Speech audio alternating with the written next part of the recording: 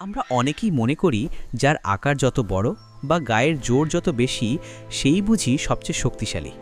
কিন্তু আমি যদি বলি বাঁচার জন্য কখনো কখনো আমাদের ছোটদেরই সবচেয়ে বেশি প্রয়োজন হয়।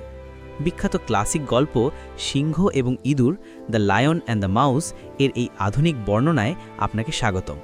আপনি যদি ইংরেজি রূপকথা বা শিশুদের জন্য অর্থপূর্ণ ঘুমের গল্প পছন্দ করেন, তবে এই গল্পটি আপনার জন্যই।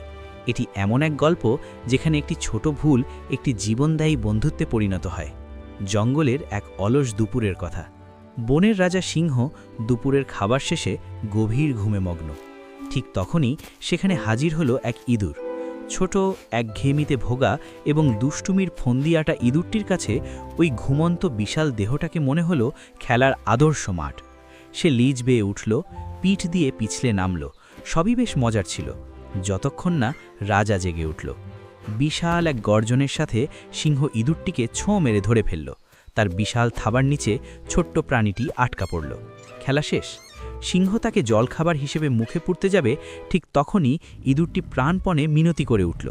দাঁড়ান, দয়া করুন মহারাজ, আমাকে খাবেন না। আপনি যদি আমাকে যেতে দেন, আমি কথা দিচ্ছি, কে জানে, হয়তো একদিন আমিরও আপনার কোনো উপকারে আসতে পারি। সিংহ অট্টহাসিতে ফেটে পড়ল।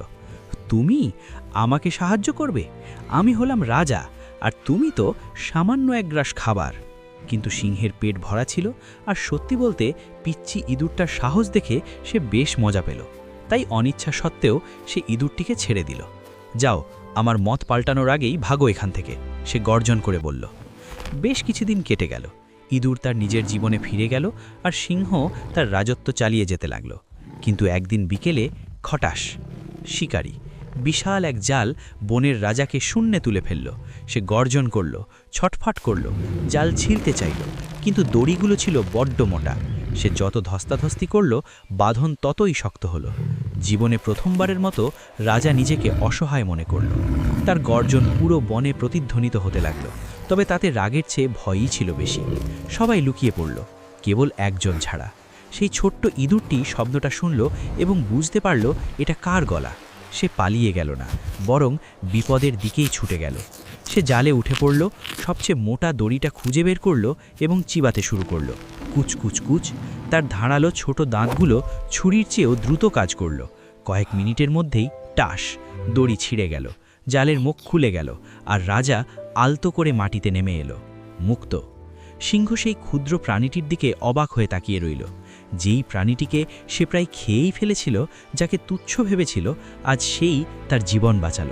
তোমাকে ধন্যবাদ সিংহ, বিনয় স্বরে বলল। মনে হয় তোমার কথাই ঠিক। তারা বনের গভীরে হেঁটে গেল, রাজা আর প্রজা হিসেবে নয়, বন্ধু হিসেবে। এ কারণেই এটি শিশুদের জন্য অন্যতম সেরা নীতিকথামূলক গল্প। সিংহ ও ইঁদুরের এই গল্পের নীতিকথাটি সহজ, কিন্তু অত্যন্ত শক্তিশালী।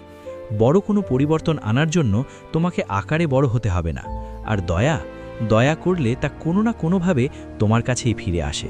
গল্পটি ভালো লাগলে এবং এমন আরও অনুপ্রেরণামূলক ছোট গল্প পেতে লাইক এবং সাবস্ক্রাইব করতে ভুলবেন না।